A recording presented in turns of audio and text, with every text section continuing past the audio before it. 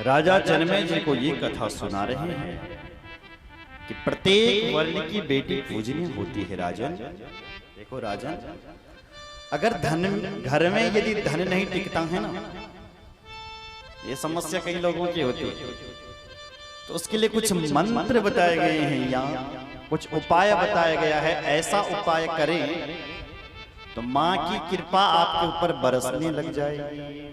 क्या करें महाराज? बोले रक्त चंदन सम्मिश्रै कोमलेन बिल्वपत्रकै भवानी पूजिता येन सा भवेन नृपतीक्षितो। हे राजन, आप इस नवरात्रों में कल क्या करें? 2 दिन आपके पास बचे हैं। यहाँ लिखा है रक्त चंदन सम्मिश्रै कोमलैर बिल्वपत्रकै। एक बिल्वपत्र ले, ध्यान से सुनो, बिल्वपत्र ले। बिल्वपत्र भी कैसा होना चाहिए? लिखा है कोमल। एक बिल्वपत्र बहुत बड़ा होता है, एक छोटा होता है। बीच वाला जो पत्ता होता है कोमल, प्यारा सा पत्ता लें, उस पे लिखे ऐं ह्रीं और क्लीं, ऐं ह्रीं क्लीं, ऐसा लिखें 3 पत्तों पर और माँ भगवती के चरणों में चढ़ा दें।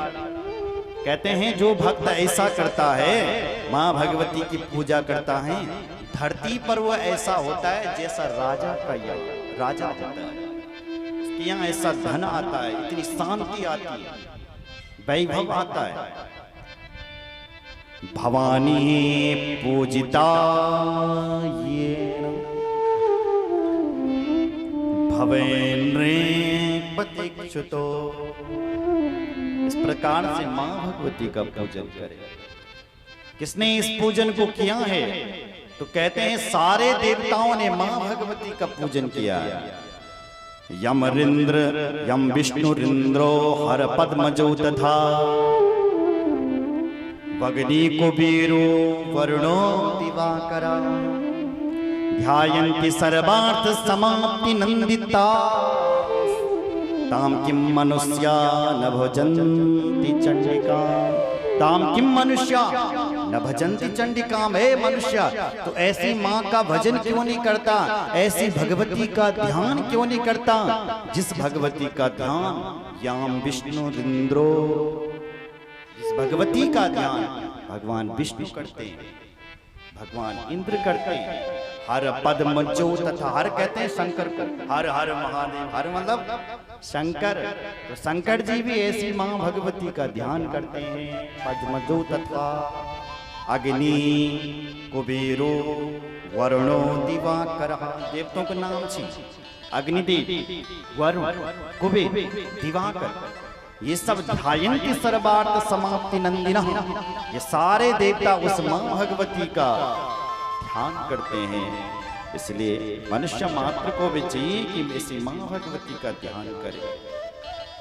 बोलो जय श्री राम। उसके बाद व्यक्ति को अपने जीवन में 2 चीजें अवश्य करनी चाहिए। कौन कौन सी?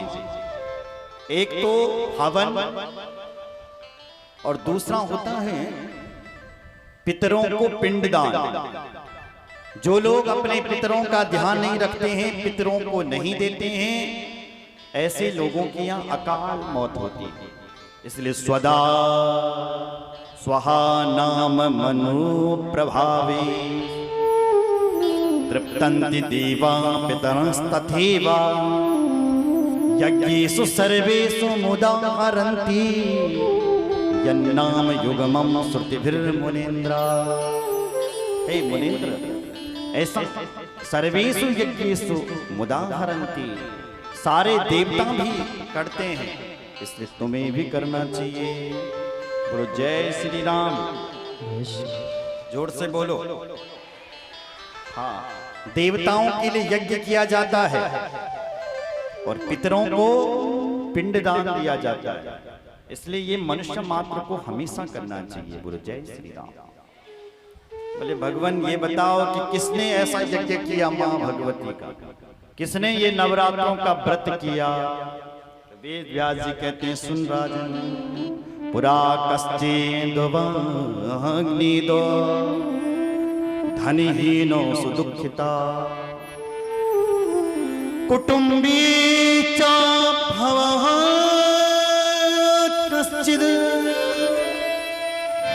कौशले नृपसत्तमः कौशले कौशले कौशले नृपसत्तमः। कौशल देश का एक वणिक था, वैश्य, जिसका नाम था सुशील। उसके पास पैसा नहीं था, पर लेकिन बेटी हो गई 4, लेकिन घर में कमाने का ना कोई साधन न पैसे आने का कोई स्रोत। क्या करें? बेटी जब बड़ी हुई तो उनका ब्याह करना था, पैसा नहीं है, क्या होगा? तो एक ब्राह्मण के पास गया, ब्राह्मण देवता से बोला, ब्राह्मण मैं बड़ा दुखी हूं, भूदेव कृपां कृत्वा वरदस्वादि महामते कथम दारिद्र्यणो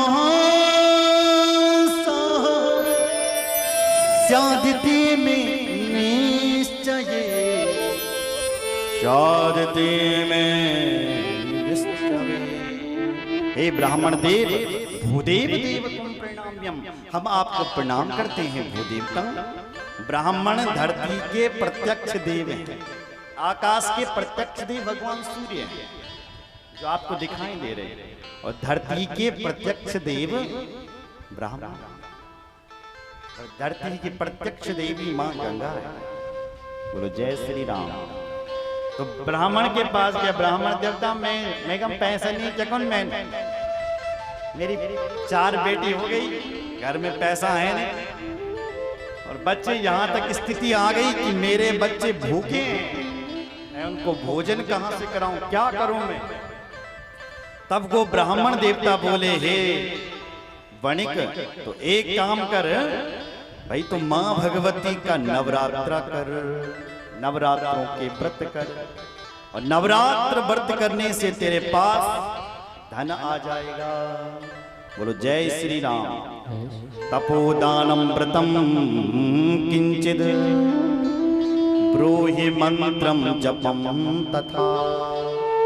आज उस ब्राह्मण ने उसको एक मंत्र दे दिया, मां भगवती का 9 अक्षरों वाला मंत्र।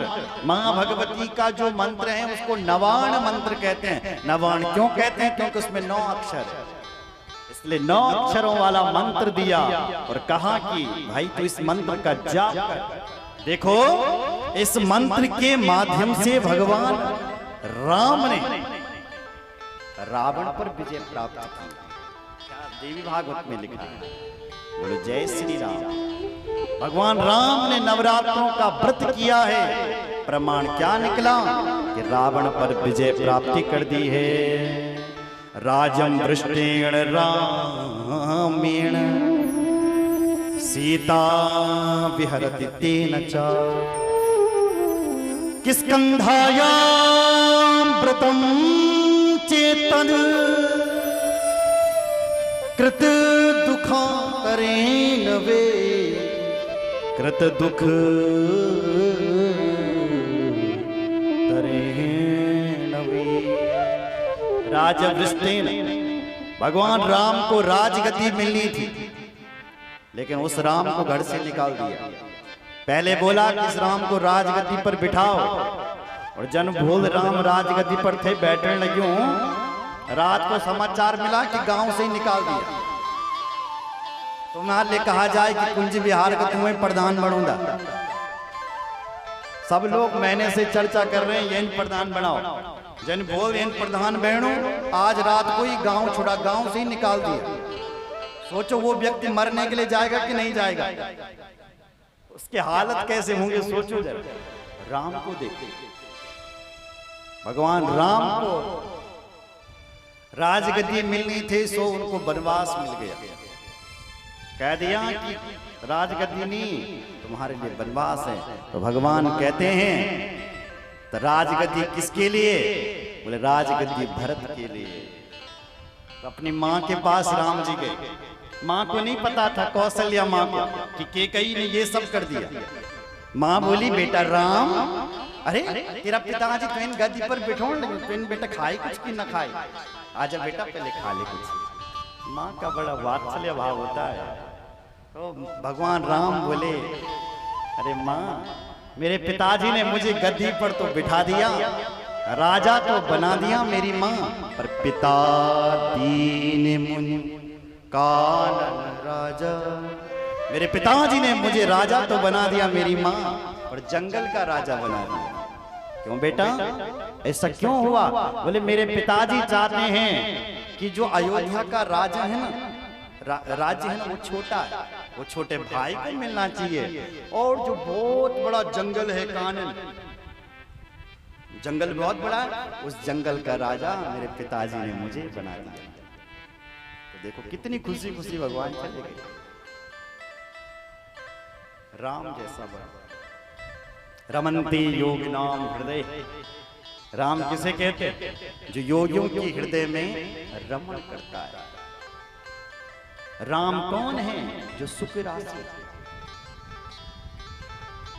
चेतन अमल सहज सुख राशि, जो आनंद सिंधु सुख राशि, चेतन अमल सहज सुख राशि, जो आनंद सिंधु सुख राशि, जो आनंद सिंधु सुख राशि, जो आनंद सिंधु सुख राशि, जो आनंद सिंधु सुख राशि, चेतन मन सहज सुख राशि, चेतन मन सहज सुख राशि, चेतन मन सहज सुख राशि, चेतन मन सहज सुख राशि, सहज सुख राशि, सहज सुख राशि, सहज सुख राशि, सहज सुख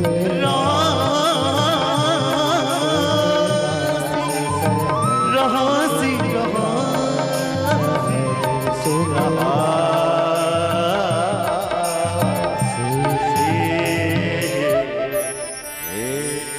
ये राम कथा के बड़ी प्यारी सुंदर चौपाई है। माता जी के द्वारा राम कथा होने जा रही है। बोलो जय श्री राम। 10 तारीख से बड़ा आनंद आएगा। जो आनंद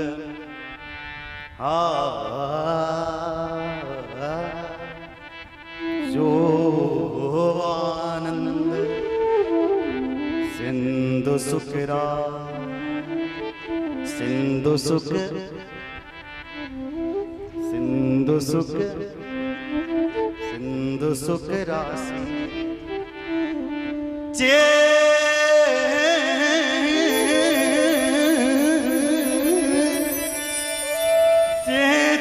चेतन चेतन चेतन चेतन आमन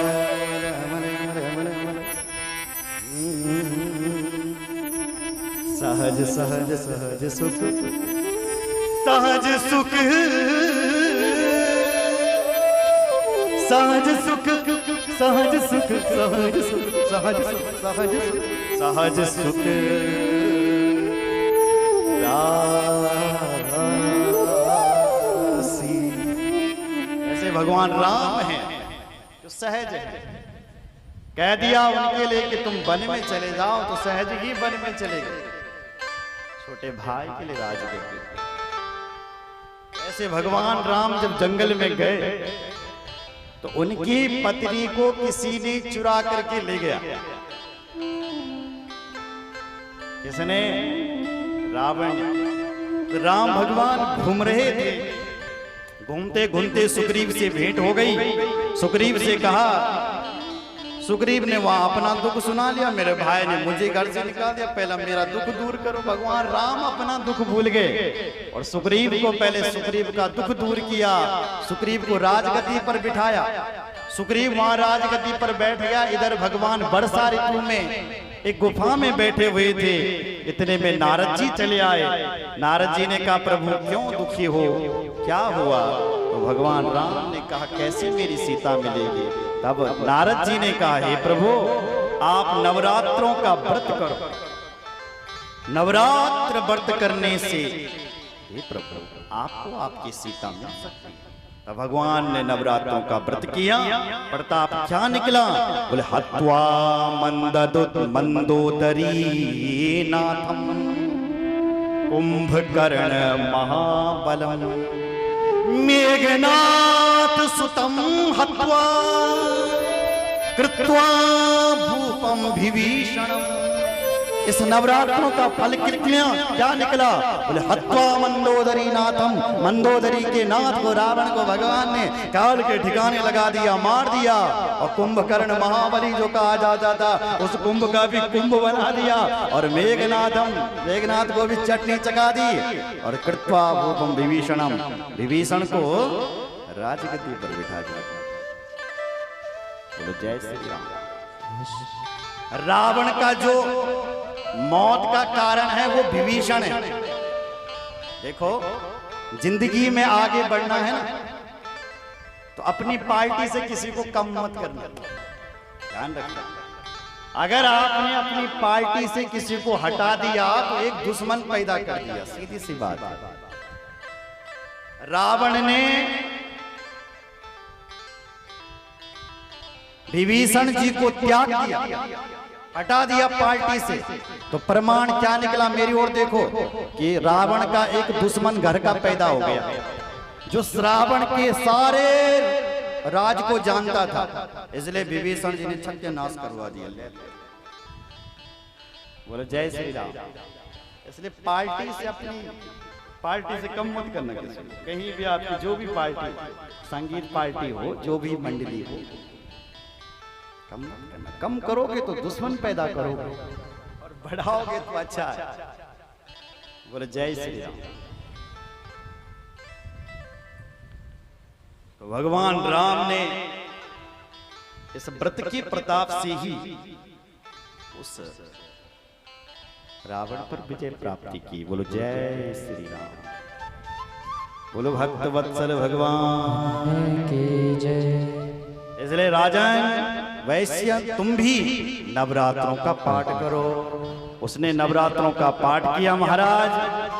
माँ भगवती प्रसन्न हुई। जैसे उसने नवरात्रों के पाठ किए उसकी बेटी के लिए ऐसे रिश्ते आ गए जिन्होंने कहा कि खर्चा तुझे करने की जरूरत नहीं है, हम स्वयं खर्चा करेंगे। और खर्चा लड़के वालों ने खुद ही कर दिया और बेटी का ब्याह धूमधाम से हो गया। तो ये चमत्कार हो जाता है। बोले जगदम्बा मैया की जय। नवरात्रों में जब हमारा नया साल लगता है ना तो हमारा नवरात्र शुरू होते हैं। चैत्र शुक्ल प्रतिपदा से हमारा नया संवत्सर लगता है और हमारे नवरात्रि भी प्रारंभ होते हैं। इस दिन सतयुग का शुभारंभ हुआ था। कौन से युग का? सतयुग। इसलिए उस दिन ही हमारा नया साल शुरू होता है। उस दिन सतयुग का शुभारंभ। जब सतयुग का शुभारंभ हुआ था तो उस दिन अक्षय तृतीया थी।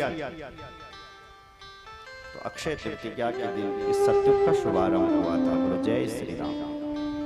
जब त्रेता युग आया था तो कार्तिक अक्षय तृतीया थी। जब द्वापर युग प्रारंभ हुआ था तो त्रयोदशी अनंत चतुर्दशी थी उस दिन। जब द्वापर का शुभारंभ हुआ था जिस दिन गणेश जी का विसर्जन भी किया जाता है। बोलो जय श्री राम। जब कलयुग का शुभारंभ हुआ था तो उस दिन पौष की पूर्णिमा थी। पौष पूर्णिमा। बोलो जय श्री राम। तो ये अलग अलग दिन बताएगा। इसलिए हमारे जो नया साल आता है वो चैत्र नवरात्रों से आता है। और भक्त वत्सल भगवान की जय। नवमे वत्सरांता ते तू महास्तिम्यां मुनीश्वरा महाष्टम्यां मुनीश्वरा। बोल भक्त वत्सल भगवान की जय। गंगा मैया की जय। हर हर महादेव हर हर महादेव। इसलिए नवरात्रों का व्रत करना चाहिए, माँ भगवती प्रसन्न होती है। आगे जाकर के युद्ध खंड हैं, बड़े बड़े राक्षसों का माँ भगवती ने अंत किया है। महिषासुर जैसे का कई रूप मेरी माँ भगवती ने अपने प्रकट किए। अनेक राक्षस को मारने के लिए अनेक रूप आया, अनेक रूप उन्होंने प्रकट कर दिए हैं। बोलो जय श्री राम।